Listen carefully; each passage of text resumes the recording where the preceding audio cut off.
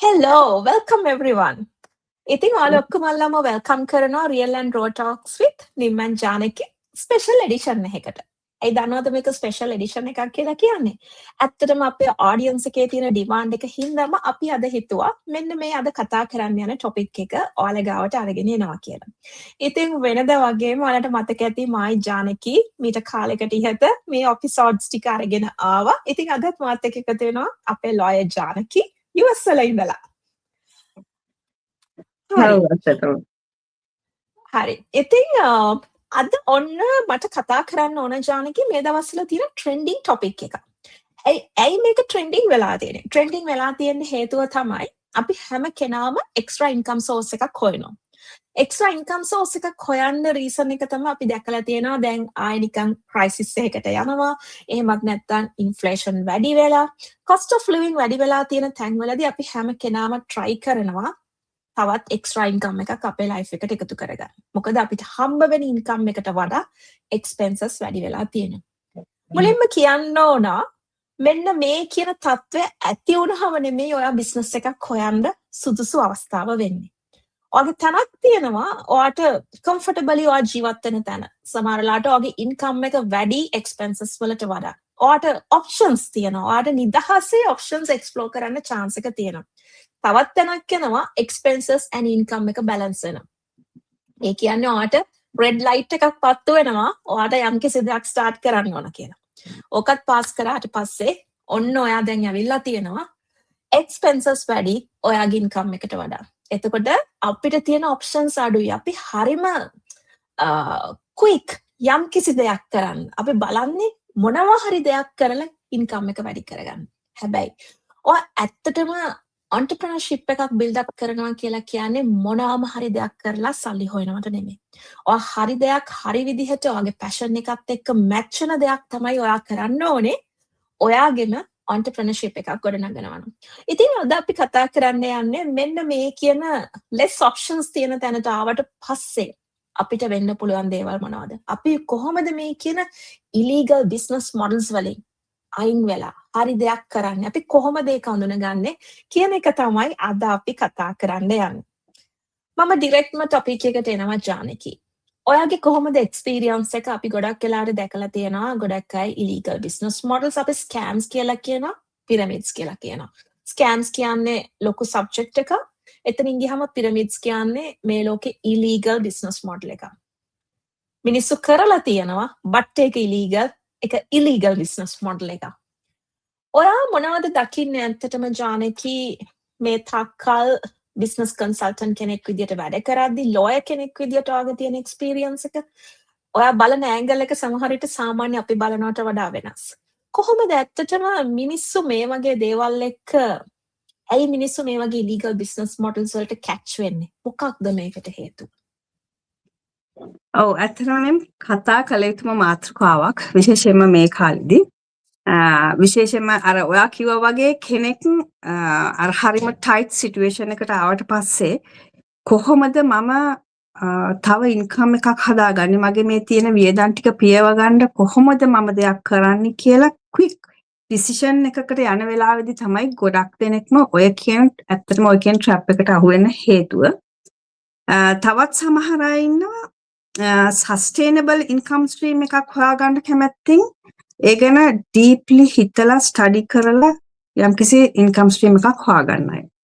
එතකොට මේ කියන කොටස් දෙක ඇත්තටම පැහැදිලිවම ආකාර දෙකක් කොටස් දෙකක්.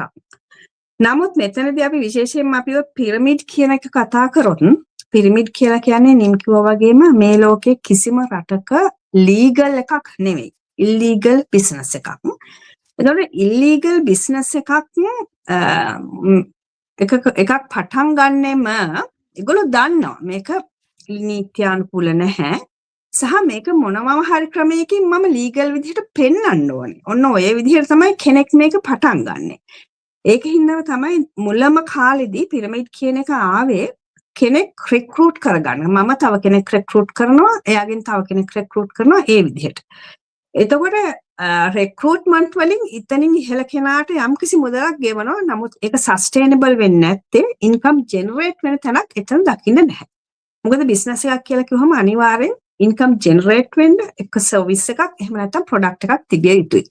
නමුත් මෙතන පිරමිඩ් මොඩල් එකේදී කෙනෙක් රික්‍රූට් කරනවා කියලා කියන්නේ ඉන්කම් එකක් ජෙනරේට් වෙන තැනක් නෙවෙයි. ඒක නිසාම තමයි ඒක කඩා වැටෙන්නේ බොහොම ටික කාලෙකින්. ඒක ටික පසු කාලයක් වෙනකොට අපි දැක්කා විශේෂයෙන්ම ලංකාවේදී මේ කියන මොඩල් එක මිනිස්සු අතරට ගෙනියන්න උත්සාහයක් දැරුවා. අර රික්‍රූට්මන්ට් කියන තැනින් බිඳලා මොකක් හරි භාණ්ඩයක් හුවමාරු කරන්න ඕනේ කියලා. මොකද තැනකදී භාණ්ඩ හෝ සේවා හුවමාරු වෙන තැන නීත්‍යානුකූලයි කියන එක මිනිස්සු දන්නවා. ඒක තමයි සාමාන්‍ය ස්වභාවය. එතකොට ඔන්න ඔය නීත්‍යානුකූලයි කියන ස්වභාවය මේක ඇතුළට ගේන්න ඔය ඉල්ලීගල් මිනිස්සු ලෑස්ති වුණා. ඒකට ඒගොල්ලෝ පාවිච්චි කරපු දේ තමයි කොහෙන් හරි තැනකින් අඩුවට යම් කිසි ප්‍රොඩක්ට්ස් ප්‍රමාණයක් අරගෙන හරි ඔයාට මම පුටු සෙට් එකක් දෙන්නම් ඔයාට මම මෙහෙම බ්ලෙන්ඩර් එකක් දෙන්නම් ඔව මේවා කියලා එහෙම ටිකක් ගෙනල්ලා මේක ඇතුළට එවුවා. නමුත් ඒක ඒගොල්ලෝ අර යම් කිසි තිබ්බ නීත්‍යානුකූල රාමුව පෙන්වීමට ගෙනාව පොඩි සැරසිල්ලක් මිසක් ඒක ඇත්තටම ඉන්කම් ජෙනරේට් වෙන තැනක් උනේ නැහැ. කවුරු හරි කෙනෙක් ওই බිස්නස් එකකට යන්න කලින් හිතනවා නම් හරි දැන් මේ කියන ප්‍රොඩක්ට් එක හිතන්නකො මේ කියන ප්‍රොඩක්ට් එක ඒ කියන බ්‍රෑන්ඩ් එකේ කියලා ඒ කියන බ්‍රෑන්ඩ් එක නිෂ්පාදනය කරන කම්පැනි එකෙන්ද මට මේක එන්නේ. එතකොට මම මේක තව කෙනෙකුට සෙල් කරන්න ඕනේද? එහෙම නැත්නම් මේ අතරමැද තව කී දෙනෙක් ඉන්නවද? මෙතනින් ප්‍රොෆිට් එක කොහොමද මට ලැබෙන්නේ? ඔය කියන දේවල් ගැන හිතුවනම් කිසිම කෙනෙක් ඔය ඉල්ලීගල් කියන පිරමිඩ් මොඩල් එකට සම්බන්ධ වෙන්නේ නැහැ.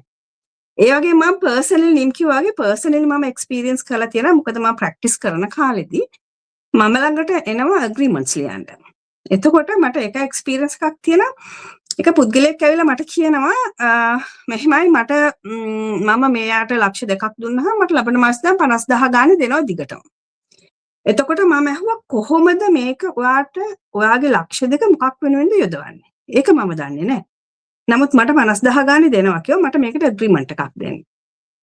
එතකොට ඒ ඇග්‍රීමන්ට් එක දෙන්න මම අදාළ පුද්ගලයාට කතා කරලා මොකක්ද ඔයා කරන්නේ? එතකොට මෙයාගේ ලක්ෂ 2 අරගෙන ඔයා ලක්ෂ 2 හැම අසගම 50000 ගානේ දෙන්න ඔයා මොනවා හරි ඉන්කම් එකක් ජෙනරේට් කරන්න ඕනේ. මොකක්ද කියලා මම අහනකොට එයා මට කිව්ව දේ තමයි මිස් මම මෙතනදී ක්ලීනින් සර්විස් එකක් කරනවා. ඊට පස්සේ මම ඇහුවා කොහෙද ඔයා ක්ලීනින් සර්විස් එක කරන්නේ මොන ආයතනවලද? ඒ ගමන මම මේ අර ඇග්‍රීමන්ට් එක ලියන්න කියලා ක්ලයන්ට් කිව්වා. මෙයා ක්ලීනින් සර්විස් එකක් නම් ඇත්තටම කරන්නේ. යම් කිසි සර්විස් එකක් එයා ළඟ තියෙනවා. හැබැයි වගින් හොයලා බලන්න මොන ආයතනවලද කරන්නේ කියලා. ගිහින් බැලුවා කිසිම ආයතනයක් නැහැ. ඒ කියන්නේ එයා අර පිරමිඩ් කියන සිස්ටම් එක මොකක් හරි වංචාවක් කියන සිස්ටම් එක වහන්න නීත්‍යානුකූල භාවය ගේන්න පොඩි සරසිල්ලක් ගෙනල්ලා තියෙනවා. නමුත් ඒක රියැලිටි එක නෙවෙයි. ඩීප්ලි එතනදී ස්ටඩි කරපු නිසා එයා තේරුම් ගත්තා මගේ ලක්ෂ 2 අරගෙන මෙයා 50ක් ගෙවනවා කියවනම් ඒ ලක්ෂ 2 ඩබල් වෙන ක්‍රමයක්. එහෙම නැත්නම් ඒකේ ඉන්කම් එක ජෙනරේට් වෙන ක්‍රමයක් මෙතන දකින්න නැහැ කියලා. ඔන්න ඕක තමයි අපි ඇත්තටම හිතන්න ඕනේ. මුලමදී ඕක. ඉතින්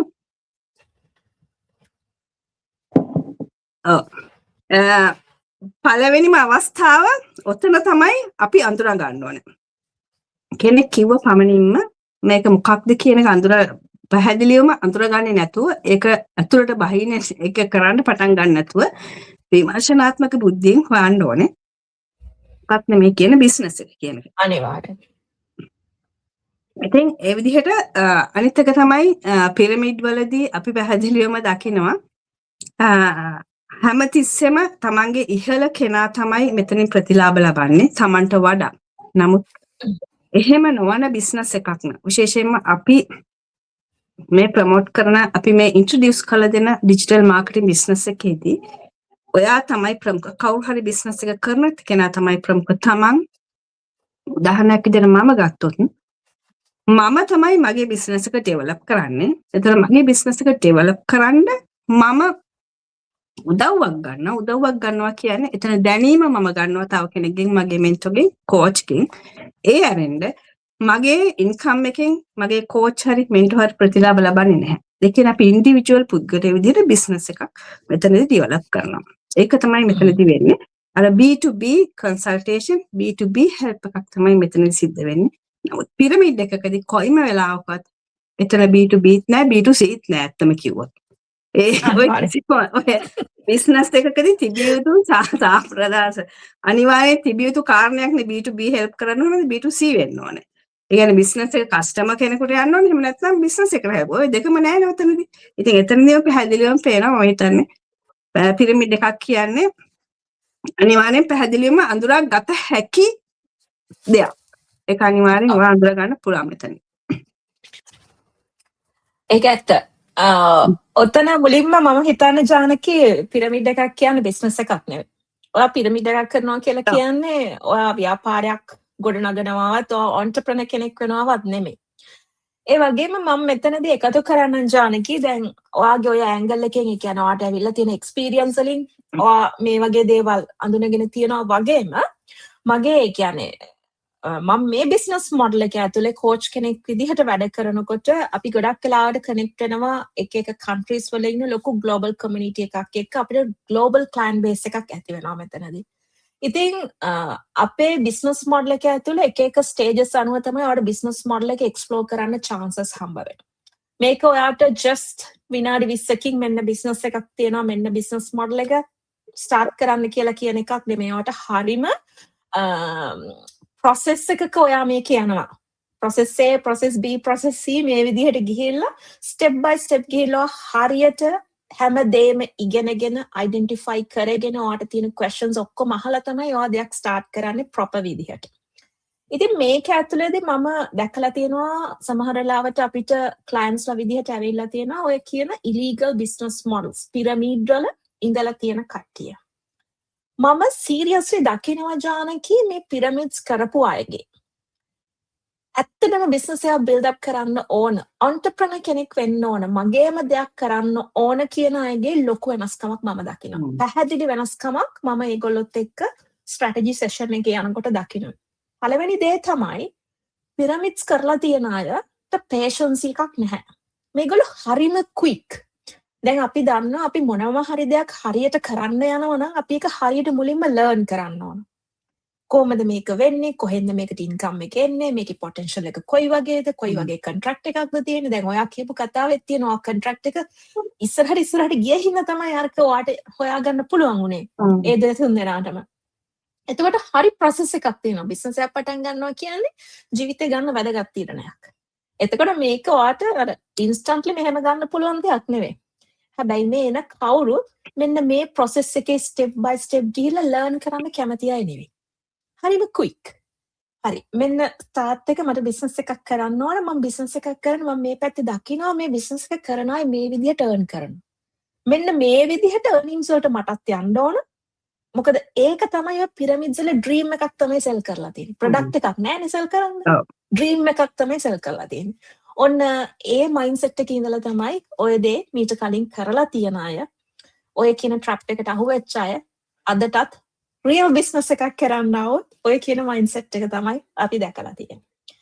සහ ඒ හින්දම ඒගොල්ලෝ දිගින් දිගටම මෙන්න මේ කියන ඉලීගල් ට්‍රැප්ස් වලට අහු වෙනවා. ඇයි ඒගොල්ලෝ කොහෙවත් නැවතිලා දෙයක් එක්ස්ප්ලෝර් කරන්න පේෂන්ස් එකක් නැහැ. එහෙම පුරුදු වෙලා නැහැ. right? එයාට ඕනේ ස්ටාර්ට් කරා next day එකේ ඉඳන් earn කරන්න. අපි දැකලා තියෙනවා ලංකාවේ මෑත කාලිනෙත් ගොඩක් වෙලාවට ඔය වගේ illegal දේවල් සිද්ධ වෙලා තියෙනවා. අනිත් එක තමයි ඕනම කෙනෙක් business එකක් කරනවා නම් අපි මොකක් හරි අලුත් subject එකක් learn කරනවා නම් අපි coachable වෙනවා. අපි coachable වෙනවා කියලා කියන්නේ අපි ඒ දේ learn කරන්න කොතනින් හෝ හරියට learn කරන්න අපිට පුළුවන්කමක් තියෙන්න ඕන. learn කරනවා කියලා කියන්නේ හරි resources පාවිච්චි කරලා learn කරනවා කියන එක. social media කියන්නේ learn කරන්න පුළුවන් තැනක් නෙමෙයි. social media කියන්නේ awareness එකක් එහෙම නැත්නම් පොඩි inspiration එකක් දෙන්න පුළුවන් තැනක්. හරි system එකක ගිහිල්ලා learn කරන්න ඕන. හරි පළපුරුද්දක් තියෙන proper කෙනෙක්ගෙන් learn කරන්න ඕන. හැබැයි මේගොල්ලෝ මේ දේ learn කරන්න coachable නැහැ. මේගොල්ලෝ හැමතිස්සෙම දකින්නේ අරකට මේ වගේ එහෙමනම් මේකත් මේ වගේ තමයි. ඉතින් ඔය වගේ entrepreneur කෙනෙක් වෙනකොට තියෙන්න ඕන අර ලක්ෂණ ටිකක් තියෙනවානේ. මුලින්ම වගේ උවමනාව, focus එකක් තියෙන්න ඕන, කැපවීමක් තියෙන්න ඕන. මෙන්න මේ කියන දේවල් මම මේ තාක්කල් හම්බ වෙච්ච illegal business models වල experience තිබුණ අය ගාව මම ඇත්තටම දැකලා නැහැ. ඒගොල්ලෝ තව දුරටත් හොයන්නේ අර වගේම quick money හොයන්න පුළුවන් illegal modelsම තමයි හොයන්නේ. හරිම easy style එකේ යන්න කැමති. වැඩ නොකර earning එකක් ගන්න පුළුවන්. ඒක මට සමහර ලාට හිතෙනයි එකපාරක trap වෙලායි මේ දෙවනි පාරත් ඒ විදිහම දෙයක් හොයන්නේ කියලා. ඒගොල්ලෝ ඒක බින්දින්න කැමති නැහැ. මට සමහර calls වලදී මට කියලා තියෙනවා right. එතකොට මට මේ business එකේදී earn කරන්න පුළුවන් මේ විදිහට product එකක් sell වුණොත් එහෙම නැත්නම් මට customer කෙනෙක් ආවොත් විතරක් නේද කියලා. අනිවාර්යයෙන්ම ඕනම business එකක transaction එකක් තියෙන්න ඕන. එක්ක B2B එක්ක B2C. නැත්තම් කොහෙන්ද income එක generate වෙන්නේ?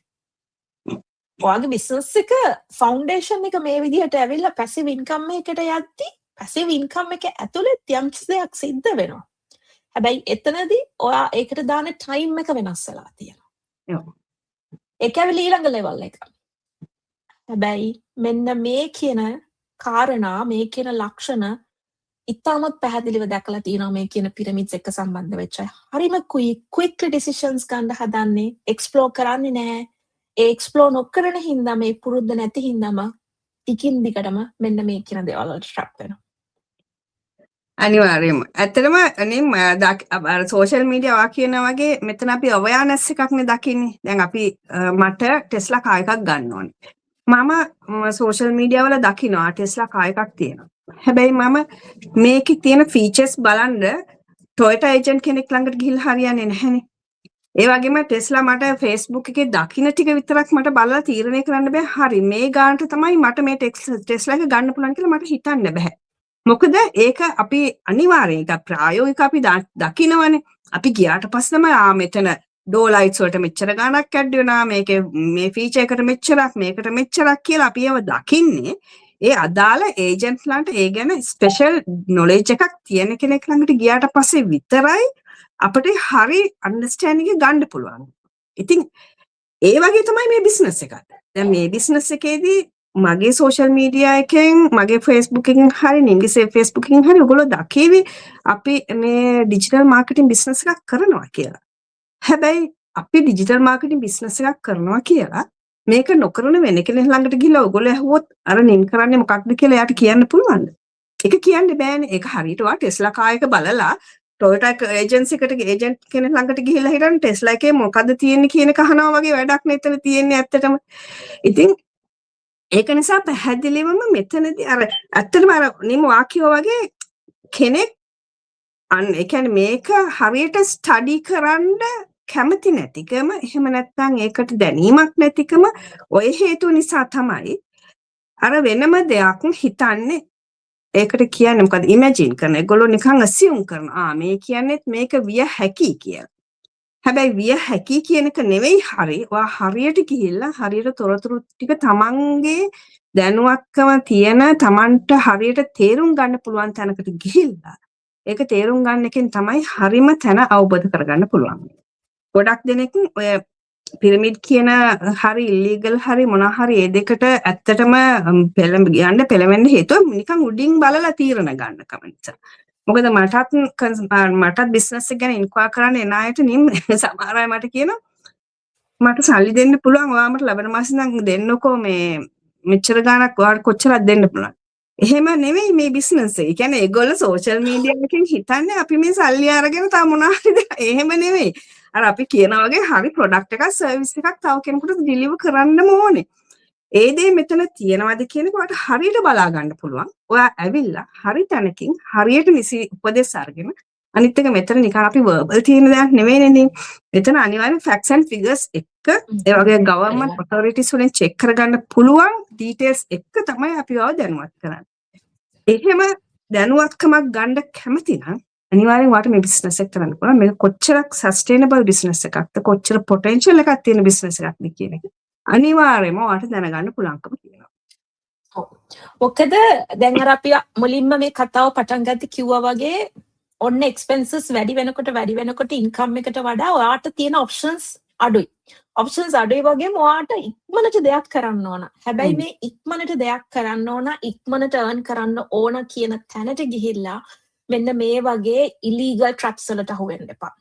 මොකද ඒක ඇත්තටම හරිම unfortunate situation එකක්.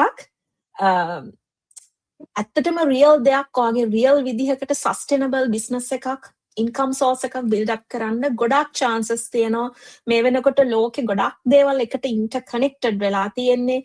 එතනින් ගියාම ඔයාට පුළුවන් AI පාවිච්චි කරලා social media මේ ඔක්කොමත් එකතු වුණාට පස්සේ ඇත්තටම ඔයාට ගොඩක් දේවල් ඉස්සරට සාපේක්ෂව ගොඩක් දේවල් කරන්න පුළුවන්. අලුත් creative දේවල් ඔයාට market එකට අරගෙන යන්න chance එක හම්බ වෙලා තියෙනවා මේ දේවල් එක්ක ඉතාමත් වේගවත් විදිහට. හැබැයි ඔය අතර අර විදිහටම coachable නැති හින්දා දෙයක් explore කරන්න ඉවසීමක් නැති හින්දා මේ වගේ දිගින් දිගටම මේ වගේ illegal දේවල් එක්ක connect වෙලා අවාසනාවන්ත විදිහට Tamanට තියෙන දේවලුත් නැති කරගෙන අන්තිමට මානසික වශයෙන්ුත් මම හිතන්නේ තවත් ආගාදයට ගිහිල්ලා ජීවිත පවා නැති කරගත්ත මිනිස්සු අපි දැකලා තියෙනවා අහලා තියෙනවා. ඉතින් මම හිතන්නේ කොච්චර අදබල අවශ්‍යතාවයක් තිබුණත් හරි විදිහට ඔයා කරන්න යන දේ එක්ස්ප්ලෝර් කරන්න. ඒකෙන් තමයි ඔයාට මේ වගේ දේවල් වලින් අපි කියන්නේ කොහොමද ගැලවිලා ඉන්න පුළුවන් වෙන්නේ. ඉතින් අනිවාර්යෙන්ම අපි අද ඇත්තටම කතා කරේ මොනවද මේ කියන ලක්ෂණ කියන එක.